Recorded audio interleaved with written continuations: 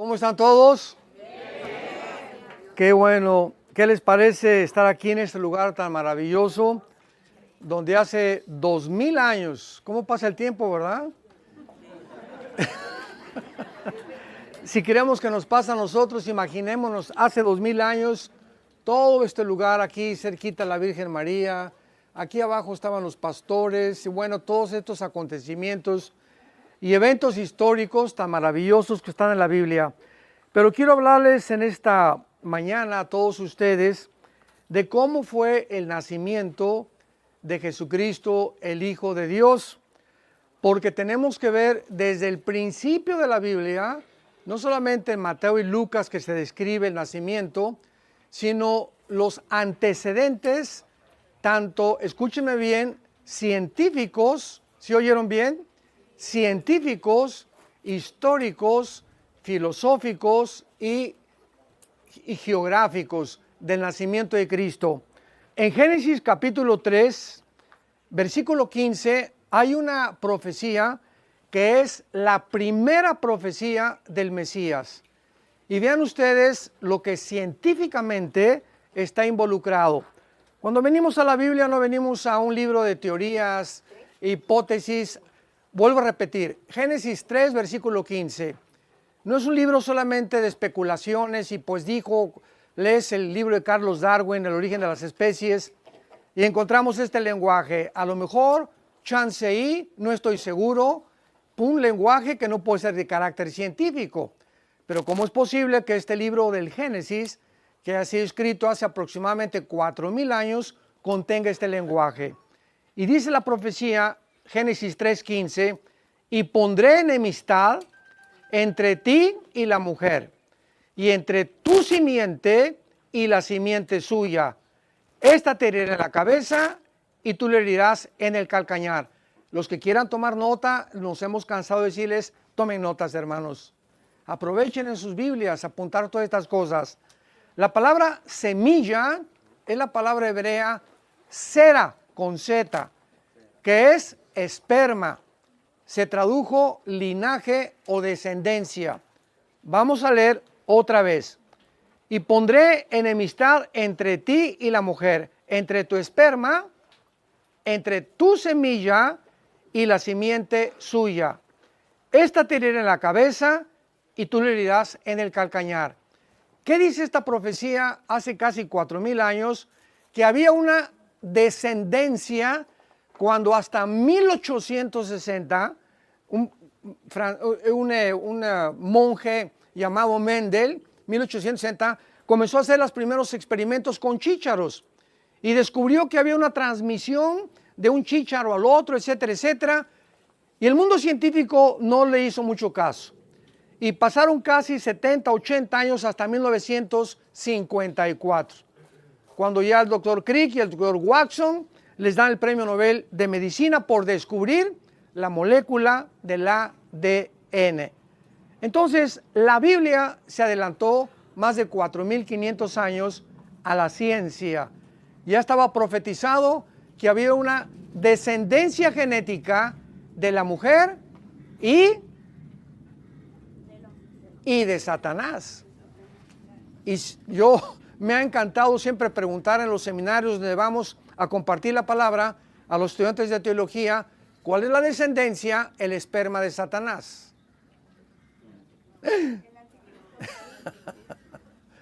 O sea, ¿tiene descendencia Satanás? ¿Puede de alguna manera Satanás mezclarse con seres humanos o alterar la genética? Bueno, hasta el siglo XX que se descubre el ADN, se le da el premio más grande al doctor Rafael Collins, que es cristiano, director del proyecto del genoma humano. Y el presidente Clinton en la Casa Blanca dice estas palabras: hemos encontrado el libro de la vida, refiriéndose a la molécula del ADN. Bueno, cuando estamos hablando de genética, ya estamos hablando del nacimiento de Cristo. Y esto es lo que quiero explicar. ¿Por qué? Porque si nosotros estamos comenzando a descubrir que se puede manipular la genética, ya hay enfermedades como el mal de Parkinson, etcétera, etcétera, que han descubierto genéticamente el proyecto CIRC, si lo quieren apuntar. Lo van a encontrar en Google. Y esto está involucrado que ya pueden sacar un gen y lo sustituyen por otro gen. O sea, pueden cambiar ya. Y esto nos maravilla y decimos, bueno, qué maravilloso que la ciencia pueda hacer eso, ¿no? Pero desgraciadamente lo están usando equivocadamente. Y estos experimentos, los primeros en hacerlos, fueron los nazis. Cuando Mengele, ¿verdad?, el famoso doctor que encontraron en Brasil y murió en Brasil de Hitler, comenzó a abrir el vientre de las mujeres, cambiarle los ojos para transformarlos en azules, porque el sueño de Hitler, ¿cuál era? Producir la raza aria, que es el sueño actualmente del director del Foro Económico Mundial, el sueño de David Rockefeller, el sueño de George Soros, que también es judío, producir una superraza a través del cambio y la alteración de la genética. Ahora bien, si nosotros como seres humanos hemos llegado a esta profundidad del descubrimiento de la manipulación de los genes, imaginémonos a los demonios, imaginémonos a Satanás, es el ser más inteligente del universo, el más sabio y el que más conoce de cualquier secreto que se pueda ocultar. Entonces, nosotros estamos haciendo pininos apenas en los descubrimientos de la genética, al darnos cuenta que se promete una descendencia genética de la mujer. ¿Quién vendría? Abraham, Isaac, Jacob, de Jacob 12 hijos, de los 12 hijos una tribu, Judá es la tribu de donde vendría el Mesías, y después David, Salomón, y así vemos por toda la Biblia la genealogía genética. El Mesías tenía que ser heredero genéticamente de Abraham, Isaac y Jacob y de la primera mujer, de Eva, para que pudiera demostrar con sus credenciales que él era el Mesías y no Mahoma, no Zoroastro, no Mahatma Gandhi y menos Buda. Ahora bien, en Génesis 6 vemos el primer ataque a la genética humana, cuando los ángeles caídos alteran la genética de las mujeres, de alguna forma pervirtieron y produjeron gigantes. Veníamos platicando ahorita con Isaac, nuestro guía, los Nepilim, que significa gigantes en el hebreo, de 4 o 5 metros. Goliat era uno de esos descendientes. Entonces, estos gigantes que nacieron, síganme con cuidado, de la mezcla de ángeles caídos con mujeres, fueron una raza híbrida. Un caballo con una burra, nace una mula y la mula nace híbrida. Ya no se puede reproducir porque la Biblia desde el Génesis prohíbe 2 semillas mezcladas. No se puede mezclar una ardilla con un conejo, un dinosaurio con un rinoceronte, un ser humano con una persona que no sea y no tenga la sangre o el ADN de los seres humanos, porque violamos las leyes establecidas, científicas, genéticas, que fueron descubiertas hasta el siglo pasado. Esto es asombroso. Y si alguno de aquí es algún científico, alguna mente inteligente que está buscando evidencias de la existencia de Dios, aquí están. No las tienes porque no las estás buscando. No las encuentras porque no estás tocando, porque al que pide se le da. Al que busca va a encontrar. Búscame, dice el Señor, y me encontrarás, porque me buscarás con todo tu corazón. Amén. ¿Cómo es posible? La pregunta es ahorita que los ángeles se mezclaron con las mujeres. ¿Tuvieron relaciones físicas o fue una alteración de la genética? Escuchen, ¿se acuerdan del endemoniado gadareno? Sí. ¿Cuántos demonios tenía? Una legión. Una legión romana era de 6,000 soldados. Ahora, fíjense en esto. Los demonios en un ser humano alteran los nervios ópticos, alteran el oído, se meten a las cuerdas vocales y pueden engrosar la voz de un ser humano. Pueden entrar a los músculos. El gadareno rompía piedras y cadenas de una fuerza sobrenatural que no era de él. Ahora, si los demonios tienen el conocimiento de poder entrar a nuestras neuronas, Entonces, si un gadareno, una persona fue afectada por tantos, ¿de qué manera también entran a los órganos sexuales? Entonces, afectan completamente y pueden producir los demonios, alterando la genética, niños monstruos. ¿Se acuerdan de los 80s, 90s del siglo pasado, la talidomina? La famosa droga que acabaron prohibiéndola, y la gente es como Dios, ¿cómo puede ser falta de misericordia? No, no fue Dios, son los experimentos de nosotros, bola de psicópatas científicos como los nazis que quieren alterar las leyes de la genética de Dios. Muy bien, llega el tiempo, en el tiempo de Dios, que el Mesías tenía que nacer. Y encontramos este relato tanto en Mateo como en Lucas, en el Antiguo Testamento, porque recuerden que los 4 evangelios no son el Nuevo Testamento. Entonces, cuando abrimos la Biblia dice Nuevo Testamento, como dice aquí, hay que borrarlo. En los originales no dice esto, porque el Nuevo Testamento comienza con los hechos, con la iglesia en Hechos capítulo 2. Porque los 4 evangelios fueron bajo la ley de Moisés, bajo el pacto abrámico, etcétera, etcétera. Cristo muere bajo la ley. Y si no aprendemos a distinguirlo, nos vamos a confundir. En el Nuevo Testamento, perdón, les digo, ya ven, en el Evangelio de Mateo, ni tampoco es el San Mateo ni San Juan, porque este San es de Roma. En la iglesia cristiana todos somos santos en el momento que recibimos a Jesucristo.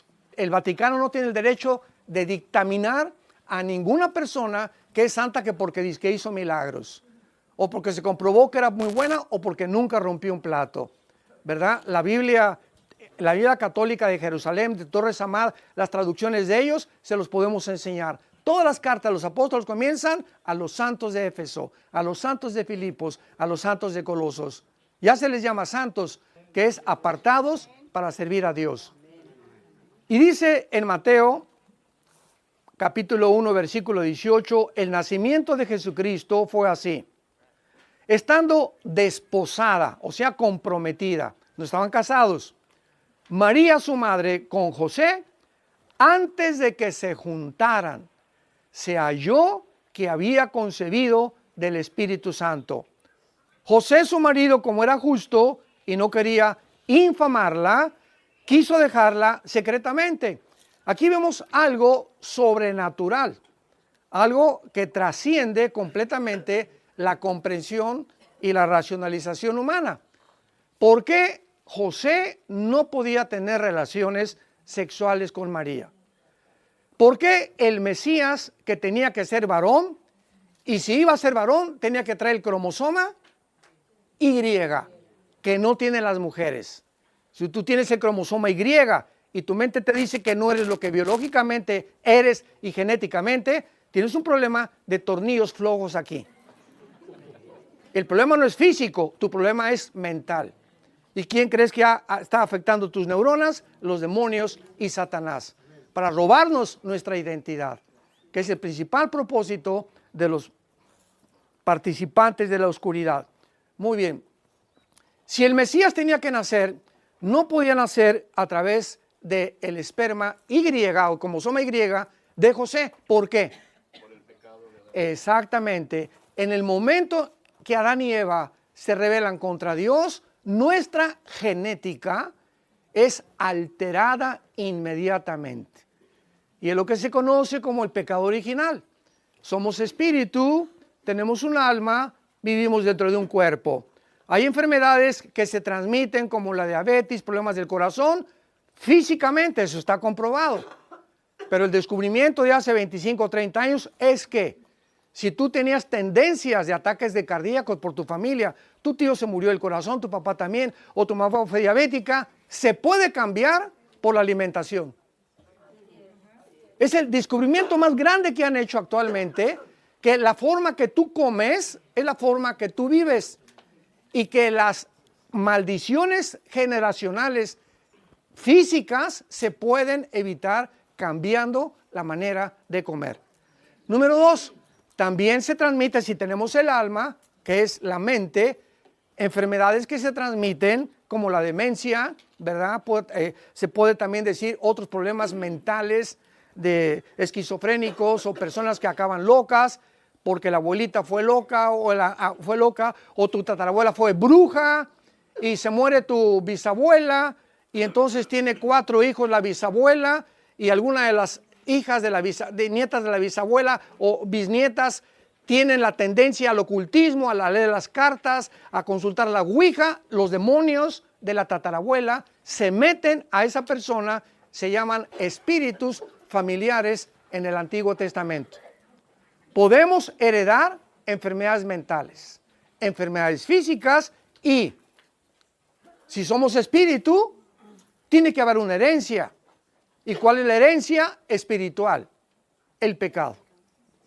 Sigmund Freud le llamaba el medio ambiente y la sexualidad infantil. Carlos Marx, no, es la lucha de clases. Si la clase del proletariado derriba a la clase de la burguesía, vamos a estabilizar la conducta y la justicia en la sociedad. Se equivocó grandemente Carlos Marx. ¿Por qué? Por ignorar la naturaleza humana. El problema del ser humano es el defecto trágico. Y así hemos tratado los seres humanos de estar buscando por qué somos autodestructivos. No somos guiados por la razón. Porque el bien que quiero, Romanos 7, no lo hago. Sino el mal que no quiero, eso hago, decía Pablo. Entonces encuentro que hay una maldad, un poder dentro de nosotros. Yo no quiero adulterar, no quiero fornicar, no quiero emborracharme.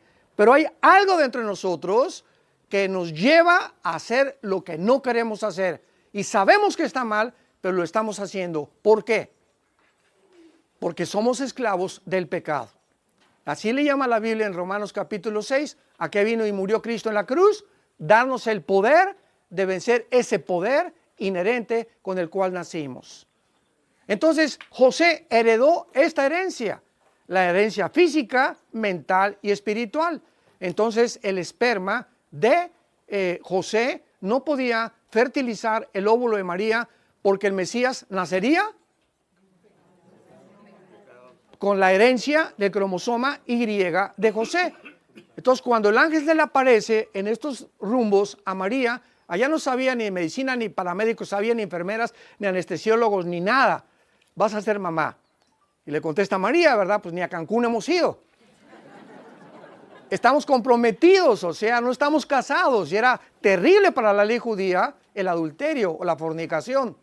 Y entonces el ángel le tiene que explicar, Gabriel, que es el mensajero de Dios. Mira, María, lo que va a ser engendrado en tu vientre no va a ser de José. Va a ser Dios el que pondrá el cromosoma Y en tu óvulo y Dios te va a fertilizar. Para que el santo ser que nazca y tiene que nacer sin pecado. Con lo que tú heredaste y con lo que yo heredé. ¿Por qué? Porque en la cruz no podía ser el Papa el que muriera por nosotros. Ni Abraham, ni la Madre Teresa, ni Isaac, ni Jacob, ni Santo Tomás, ni San Francisco, ni un ángel. Porque el que muriera en la cruz tenía que perdonar nuestros pecados. Y el único que puede perdonar pecados es Dios. Entonces, en la cruz tenía que estar Dios y tenía que estar un hombre. Al mismo tiempo, para morir humanamente y al mismo tiempo hacer la expiación.